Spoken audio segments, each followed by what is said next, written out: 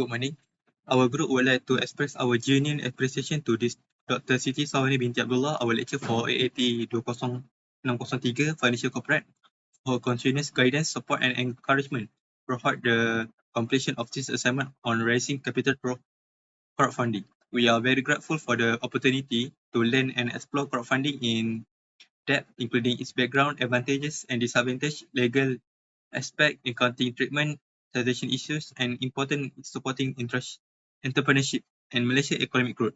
We would also like to thank all our group members for their strong cooperation and commitment in completing this assignment successfully. In addition, we appreciate all researcher, regulatory bodies, crowdfunding platforms, and academic sources that provide valuable information for our study.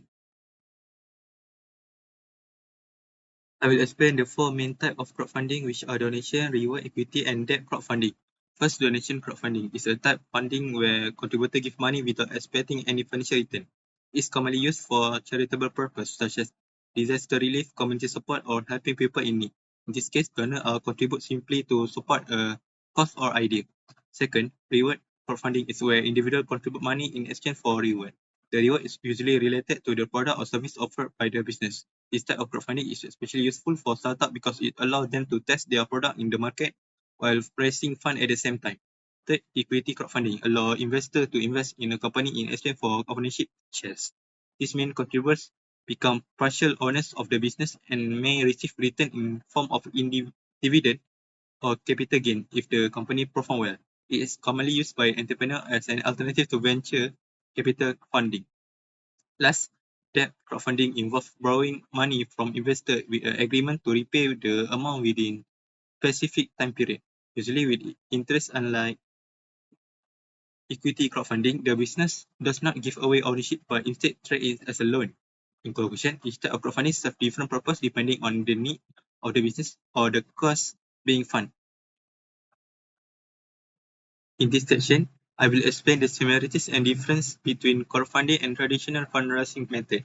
First, both crowdfunding and fundraising share the same objective, which is to raise financial resources to support a project, organization, or specific goal. In addition, both require strong communication and promotional effort to attract potential funders and convince them about the value of the project.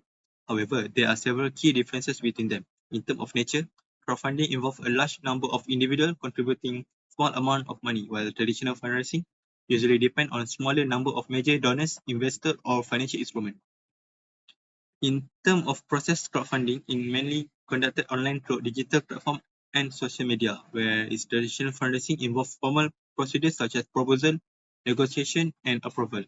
Finally, in terms of method, crowdfunding uses digital payment system and online tool, while traditional fundraising often involves sponsorship agreement, grant, event, or bank loan. In conclusion, crowdfunding is more modern, digital-based, and community-driven compared to traditional fundraising. In this section, I will explain the history of crowdfunding and how we developed in three main countries: the United States, the United Kingdom, and Malaysia. Firstly, crowdfunding became popular in modern times because it is an effective way to raise funds for various projects. However, its development can be traced back over time in different countries. In the United States, modern crowdfunding began gaining attention in 1970 when the British and Penn Maryland successfully raised money from funds to support their tour. It is considered one of the earliest examples of crowdfunding. Later, in 2008 and 2009, platforms such as Indiegogo and Kickstarter were launched, which allow individuals and entrepreneurs to raise funds directly from the public. A major development occurred in 2012 with the passing of the Jobs Act, which legalized equity crowdfunding and made it easier for small businesses to access funding. As in the United Kingdom, crowdfunding has deeper historical roots in the 70s. Corporate movement already showed early form of community-based funding. The modern version began in 1997 with fan-supported music project. Later in 2000, platforms like Artistia introduced structured crowdfunding system. In 2013, regulations were introduced to protect both investors and entrepreneurs, ensuring a safer crowdfunding environment. Finally, in Malaysia, equity crowdfunding was officially approved by the Securities Commission in 2015. At first, it was viewed with skepticism, but over time, it became a recognized and effective method for raising capital. Today, Malaysia has seen significant growth in both equity and real estate crowdfunding, supported by strong regulation that protect investors and improve financial transparency. In conclusion, crowdfunding has evolved differently across countries, but overall it has become an important modern financial tool globally.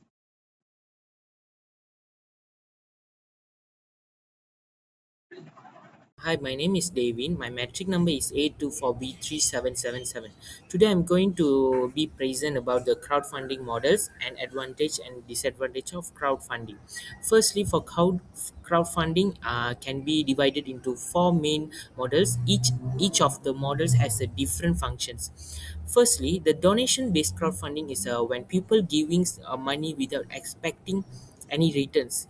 So this model is mainly used for charities as a medical emergencies for or disasters throughout any platform such as Kita Fund and GoFundMe. Secondly, about the reward-based crowdfunding allows contributors to receive rewards such as product or services. It is commonly used by startups to introduce a new product or test the market demands. For the next is about equity crowdfunding, which is involve investors to provide funds in exchange for shares or ownership in a company. So this model is suitable for startups that want to allow raise the large capital, for example, toward any app such as Pinchin. Lastly, debt-based crowdfunding is a loan model where the borrower must repay the money with interest. It also known as a peer-to-peer lending, and it is a fastest to compare with the traditional bank loans. So overall, these models provide different ways for business to raise the funds and on their needs. Thank you. Next is about the crowdfunding as a both advantage and disadvantage. So the crowdfunding has a several advantage as well as some disadvantage that should be considered. For advantage, firstly, crowdfunding can be act as a marketing tool because it is help business to promote their products and ideas to large audience online. Secondly, it is also provide an easier way to raise the capital without depending on any traditional bank loans, which are usually more strict. So in addition, also the crowdfunding allow entrepreneurship to test and validate the business ideas based on customer interest and also the feedbacks. So some models are also involve lower risk financial risk, especially donated based and also rewarded based crowdfunding because there is no need to repay the contributors. Furthermore, online platform make it easier for businesses to reach the target audience quickly. However, there are some disadvantage. One of the major issue that is no guarantee of success as well. Not all the campaigns are able to reach their funding targets. So there is also a risk of fraud or misuse of funds, which may trust among the contributors. Beside the most platforms, like charge service fees, which can reduce the total amount of the money received. So running a crowdfunding campaign also the required time and effort as well. The business need to continuously promote and update their campaigns. Lastly, there is a high competition between the uh, projects. So therefore, while the crowdfunding many benefits, businesses must be careful, plan and manage their campaign to be success. Thank you. Assalamualaikum. My name is Tuan Ahmad Safri bin Tuan Ahmad Zabidi. My metric number A24A3570. So for this slide, I will present about legal aspect. For the legal aspect, crowdfunding is legal in the United States, United Kingdom and Malaysia. However, each country has its own regulation to protect investor and ensure transparency. For the first, United States, crowdfunding is regulated by the Security and Exchange Commission (SEC) under Jobs Act 2012. Business can raise funds through approved crowdfunding platform while complying with disclosure requirement. Second, in the United Kingdom, crowdfunding is regulated by the Financial Conduct Authority (FCA). Crowdfunding platform must obtain FCA authorization and provide clear risk information to investors. And thus, in Malaysia, crowdfunding is regulated by the Securities Commission Malaysia (SC Malaysia). Equity crowdfunding and peer-to-peer financing platform must be registered and approved before they can operate. So in conclusion, crowdfunding is legal in all three countries, but it must comply with regulation that protect investors and promote responsible fundraising. So next, potential of crowdfunding. Crowdfunding has great potential because it provides an alternative way to raise funds for individuals, students, and entrepreneur and business. For student individual, crowdfunding can help finance education, research project, and innovative idea when traditional funding is difficult to obtain. So for entrepreneur, crowdfunding makes it easy to raise capital, launch new product, and expand their business without relying entirely on bank loans. So in Malaysia, crowdfunding can also support the growth of SME, encourage innovation, create job opportunities, and contribute to the country goal of becoming a high-income nation. In conclusion, crowdfunding is not only a fundraising tool, but also a platform that supports entrepreneurship, innovation, and economic growth. Thank you. Today, I will be presenting Section C, which is the accounting treatment and financial reporting framework for crowdfunding. First, crowdfunding is a method of raising funds through online platform. From an accounting perspective, the treatment of a crowdfunding depends on the type of crowdfunding model used. Therefore, business must be ensured that transactions are properly classified and reported in accordance with IFRS and MFRS standards to maintain transparency and accuracy in the financial reporting. Next, there are four main crowdfunding models. The first is donation-based crowdfunding. In this model, contributor does not receive any good or service in return. Generally, the funds received are recognized as income. However, if the funds are received for a specific purpose, they are initially recognized as a deferred income and only recorded as an income once the required conditions have been fulfilled. The second model is reward-based crowdfunding. Here, contributors receive goods or service as a reward for their contribution. According to MFRS 15, the funds received are first recognized as deferred revenue because the company still has an obligation to deliver the promised reward. Revenue is only recognized after the reward have been delivered. The third model is equity crowdfunding. In this case, the investor receive ownership share in the business. Therefore, the funds received are recognized as equity rather than revenue or liability. This treatment follows MFRS 132 financial instrument presentation. The fourth model is debt-based crowdfunding, also known as peer-to-peer lending. The funds received are treated as loan and recognized as financial liability under MFRS 9. Interest expenses are then recognized over the loan period. Moving on to equity crowdfunding, it has become an increasingly important source of financing for SME. It provides easier access to capital, promote entrepreneurship and innovation, and allow business to connect directly with investors through online platform.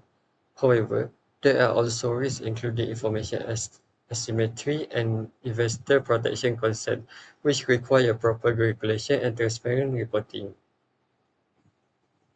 There are several challenges associated with equity crowdfunding. First, regulatory uncertainty may create compliance risks and reduce investor confidence. Second, information asymmetry can occur when investor does not receive complete or accurate information about a business. Finally, a lack of public awareness and trust may limit participation in crowdfunding activities. In conclusion, equity crowdfunding offers significant opportunity for SME by providing alternative access to funding and supporting business growth. However, challenges relating to regulation, transparency, and investor confidence must be addressed. Therefore, stronger regulation, improved disclosure practice, greater financial literacy, and stricter project screening process are recommended to ensure the long-term sustainability of equity crowdfunding in Malaysia. Thank you. Assalamualaikum, my name is Muhammad Farizani bin Abdul Rashid and my message number is A2483649. Now I will discuss taxation issues and regulatory incentive in crowdfunding. The tax treatment depends on the crowdfunding type.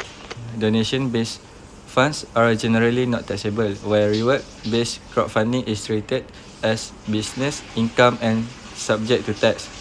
Debt-based crowdfunding is not taxable because it is considered a loan. For equity crowdfunding, funds raised are not taxable income, but companies must maintain proper records and reporting. For investors, dividends from equity crowdfunding are generally not taxed. Again, under Malaysia's single-tier system, however, interest earned from P2P lending is taxable. Cross-border investments may also involve withholding tax issues. To support crowdfunding growth, the Securities Commission Malaysia regulates ECF and P2P platforms, while government incentive encourage investment in startup and SMEs. In conclusion, crowdfunding is an important alternative source of financing. It helps businesses raise capital, validate ideas, and engage with the community. Despite benefits, challenges such as fraud risk, project failure, and regulatory compliance remain. With proper regulation and investor protection, crowdfunding has strong potential to support entrepreneurship and economic growth in Malaysia. Thank you.